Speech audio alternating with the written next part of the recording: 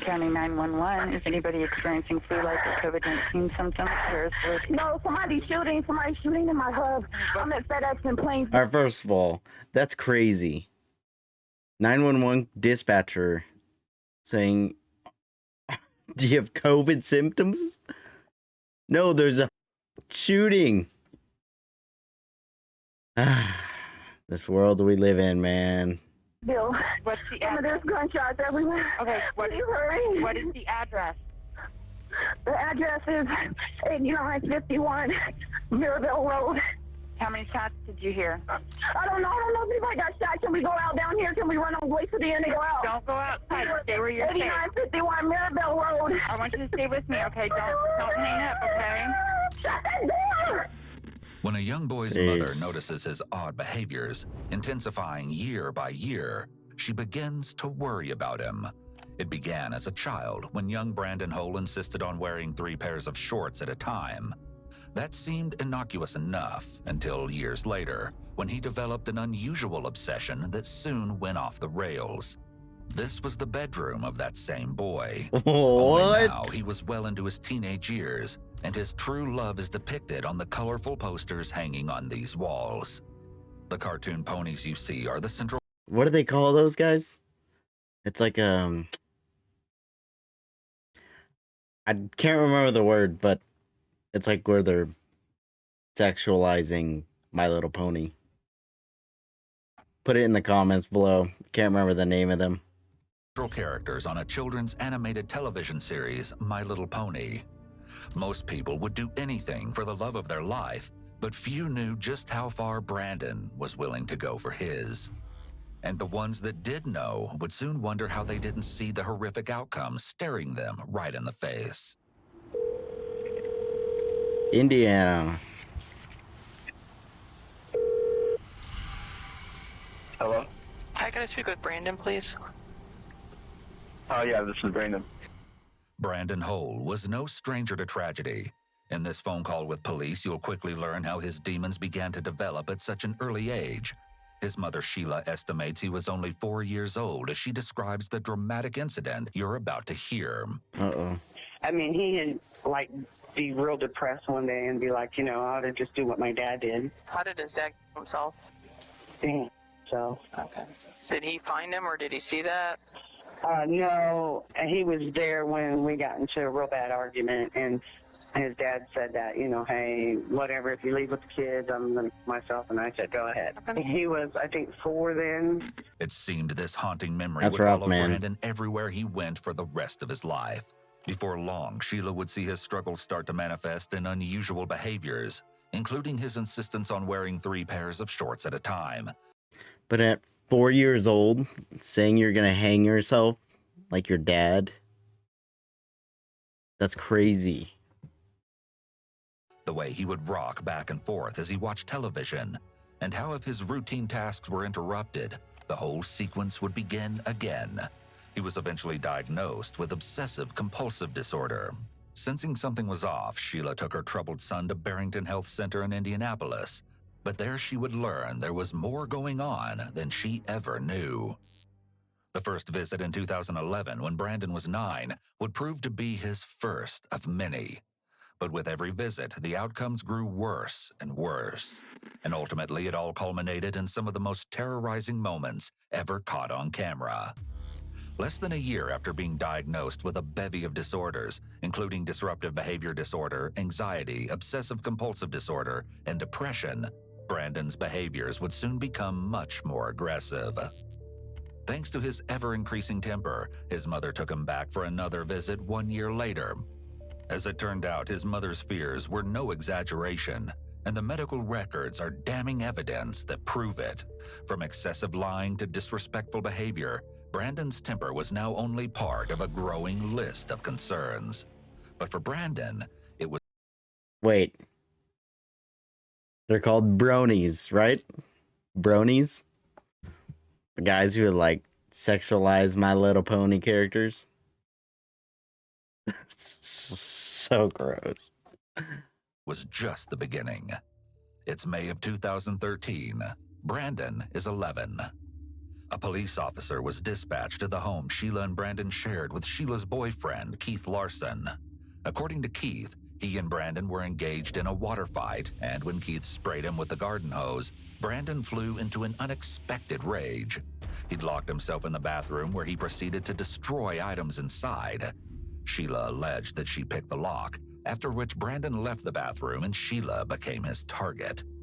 That's when Brandon snapped. He punched and slapped Sheila in the face multiple times, kicked her in the legs, and bit her on the forearm. She followed as he ran for the kitchen and grabbed 2 table knives out of a drawer. Oh, God. Then, in a mad scramble, charged at his own mother. Jesus. He trapped her in the family room and wouldn't allow her to leave. It seemed like something unthinkable was about to happen. But just when she thought there was no escape, police arrived in the nick of time, and the madness for now came to an end.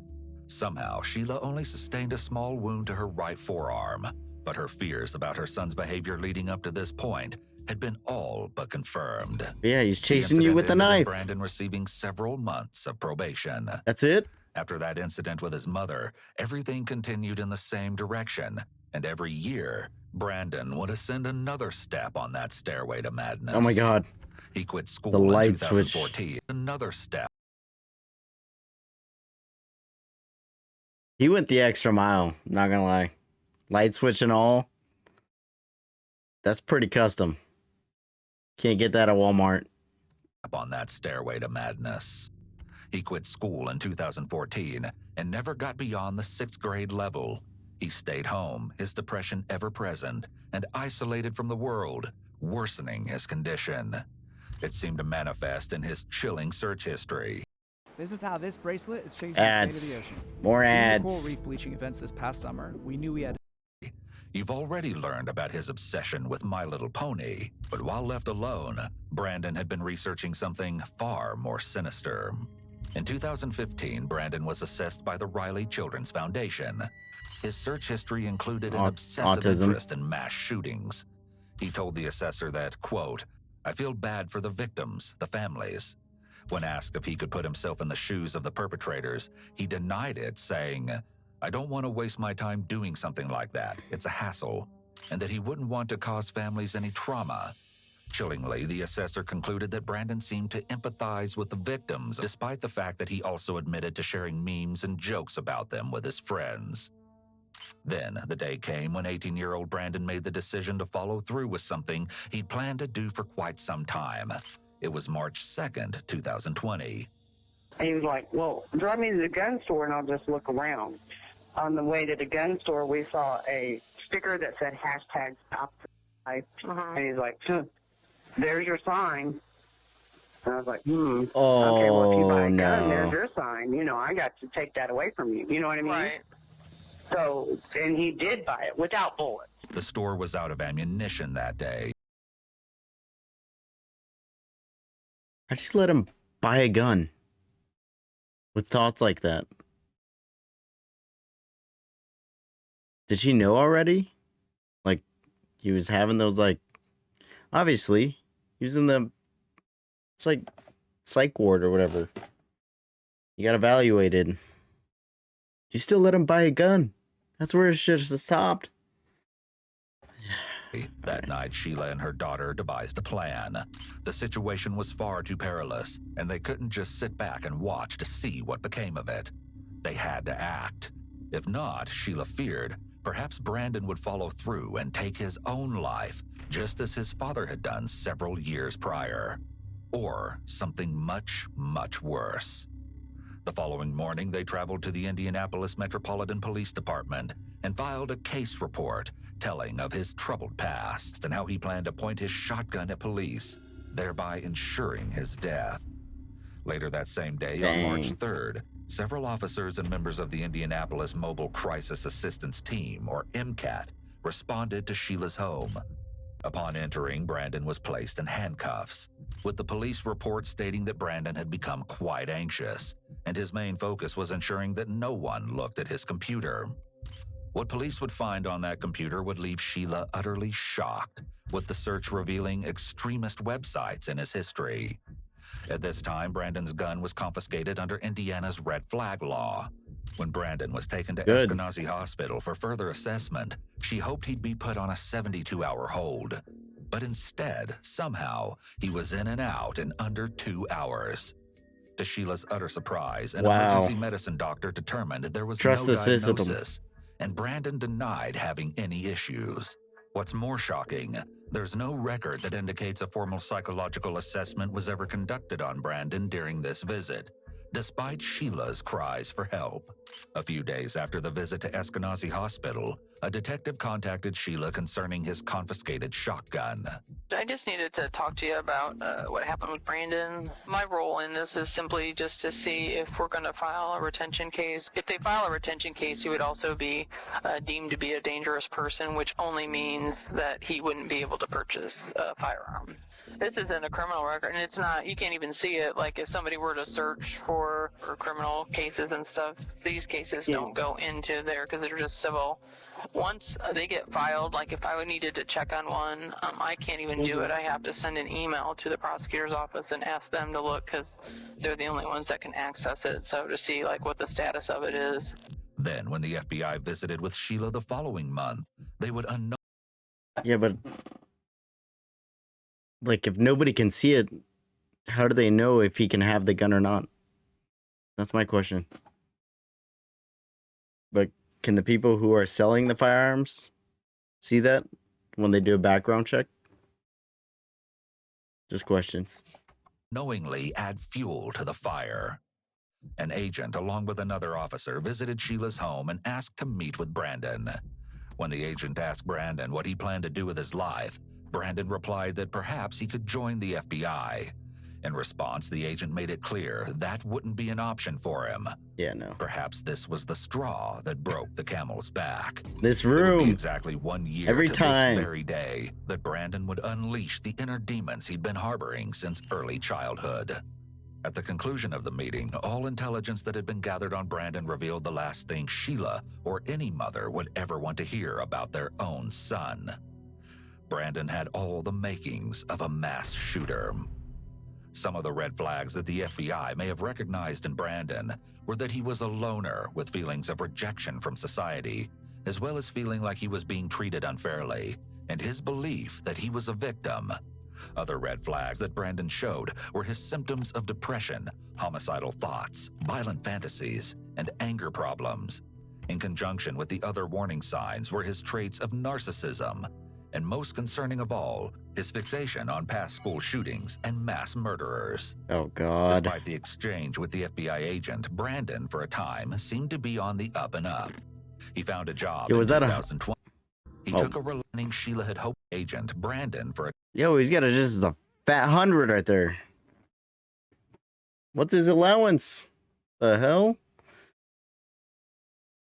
time seemed to be on the up and up.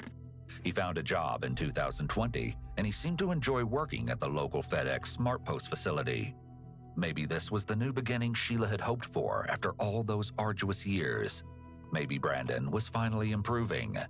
But it wasn't the case, and in fact, he was only just ascending into peak madness. In the months before he would do the unthinkable, Brandon quit showing up for work. It seemed he couldn't bring himself to get out of bed. By October, his stint at the FedEx facility had officially come to an end. It was mid-March of 2021, and Brandon had moved back to his mother's home. Once again, Sheila had to fight the system in order to get her son in front of a mental health professional before he was finally assessed. Multiple pages of notes named a variety of Brandon's conditions, amongst them generalized anxiety disorder, recurrent major depressive disorder. Meanwhile, even while he was in therapy, this is an actual list of the items he was purchasing. Gunfighter grip, end plate, adapter, it's a clip, sling, another sling, foregrip, lube, gun oil, and 412. As he was making these purchases, he attended another session with a social worker. But by now, Brandon had reached the point of no return. The following day, he attended a session with a different social worker, stating he had no empathy and no care for the lives of others, including his own flesh and blood. 2 weeks later, in what would be his final counseling session, he stated the same thing again. But what he added this time was chilling. Brandon claimed he was a danger to society and that society should fear him. And he was right. Marion County 911. There's been a shooting. Okay. Multiple shots. How many shots were fired? A lot. It started the night Brandon quietly departed home, never to return again, en route to his final destination, the FedEx Smart Post facility. Oh my God. Sometime around 11 p.m. on April 15th. Not the heroes of 2021. COVID. That particular evening was nothing out of the ordinary. Sheila returned home from work with dinner for Brandon and found him to be in a pleasant mood. After he ate, he took a relaxing bath. Then they both went to bed. Or so Sheila thought. Once inside the FedEx Smart Post facility, Brandon makes his way through, savagely opening fire on everyone in his path. Then he moves Jesus. through the lobby, assassinating employees at random as they attempt to run for their lives. Soon after, he returns to the parking lot and immediately opens fire on those unfortunate enough to be in close proximity. 911 calls flood local dispatchers as Brandon continues Handicap? his murderous undertaking. I think there's possibly multiple shooters. I hear them outside. I'm in the control room. There's three of us in here. Sorry. Okay, so what I need for you guys to do, like I said, stay down, make sure your door is locked. Put something against that door if you can to keep yourself safe, okay? Please. Is it upstairs? Hi, Mark Barden at Sandy Hook Promise here. That is scary. When the gunman... We're not watching this. Okay, they're on the way, they're on the way. In a matter of minutes, the premises transformed into a nightmare. There's somebody out in the parking lot with a rifle shooting. We got the guy in here. We got him in here. He's been shot. Okay. He's in our shack with us. Hey, stay on the line for me. Let me get medics on the phone. I'm not going to hang up, okay? Stay with me. There is at least one person down. Send an ambulance or two, please. Yeah, we have the ambulance and the officers en route. But they have an AR-15. I'm not sure how many other guns they have, but I know they at least have one assault rifle.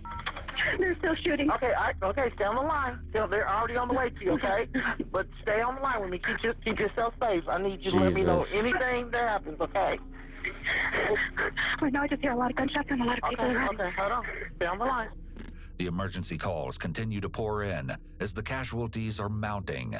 Dispatchers frantically assist callers as the horror continues to unfold. We have shots fired. We need police. They're still shooting as we speak. He's already shot about 5 people. The shooters in the building. You said there were 5 people shot there? Or he got...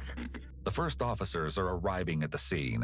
Dispatchers and responding officers communicate in real time.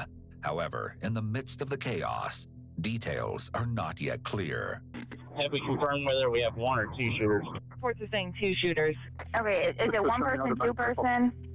Can't tell. It's just multiple rifle shots, but it sounds like the same report, so I'm assuming 1. Okay, are they inside or outside? Last they were outside. Okay. I'm getting information that he is still inside the building from somebody pulling off the lot. Footage reveals that after carrying out his plan, Brandon returned to an earlier location in the FedEx facility. Without so much as a shred of hesitation, he then proceeded to end one more life, his own. Of course. Employees on site Coward's continue way to place out. calls, begging and pleading for help in this surreal nightmare that has been sprung upon them without warning. As far as they are aware, the shooter is still preying on victims. Is there someplace you can get safe? I want you to stay safe, okay? I don't know because I still hear gunshots and Okay. they're inside the building. Is there someplace you can hide? Is there a desk, something you can get under? I'm at door 235. There is a trailer on this door. Get under. Slide under that. Someplace where you can Slide stay under, safe, please. okay? Really well, okay? Stay with me, okay? As Natasha That's and so another scary. employee remain hidden, Imagine, dude. well over 100 officers are dispatched to the scene. 2 more down, car and parking lot, white Toyota Camry. Another one down by the Silver Explorer front row. Control, advise Eskenazi will have multiple patients. Advise them to be ready. I'm outside the lobby. I had to get all the people out. he couldn't get through the turnstiles, but he was sticking the gun through. So when he went out to the parking lot, I rushed everybody back through our second set of turnstiles and sent them into trucks. Is there a certain entrance number or door that we can note here in the run so they know where to get to you? And how many people are with you? I can get the cops through. Uh-oh, somebody's at the door out there. Is that a police officer or is it him again? It's a police officer. It's a police officer. Judy encounters the officers So as they sad. make their way through the building to secure the scene. Dispatchers check in with callers who have remained on the lines. The officers know where you are, okay? I've put that in there, okay? Do you want to stay on the line with me until you get there? Don't leave me. Okay. I'm not going to leave you. I will not leave you then, okay? I'm going to stay with you then, okay? You're fine, okay? That's perfectly fine. After more than 30 minutes with the dispatcher, Natasha's wait is over. Help! Help! Help! I'm under. Allegedly, because of the facility's policy that employees couldn't carry cell phones in certain areas, some workers may not have been able to phone for help or contact friends and family during the shooting. The killing spree had come to an end, but the aftermath of the attack is difficult to fathom. He shot so many people. Oh my God, he got Uncle, and Uncle's only been here a week. They're dead out here. Oh my God. 8 innocent, unwitting Bro's only been there for a week. victims' lives ended abruptly. Soon, Brandon is located by officers as they confirm that he is now deceased. It was then that Brandon's disturbing motive was revealed. Brandon was heartbroken over a My Little Pony character. In his final Facebook post on April 15th, 2021, he wrote, "I hope that I can be with Applejack in the afterlife. My life has no meaning without her. If there's no afterlife and she isn't real, then my life never mattered anyway." It's so I just sad. need to talk to you about what happened that day and how you're feeling about whether you'd want it back or if you. Oh, sorry to interrupt, but okay. but I don't want it back at all. It's fine. What would be your goal for us to do with the gun? Just destroy it, or Okay. well, yeah, I'd say that.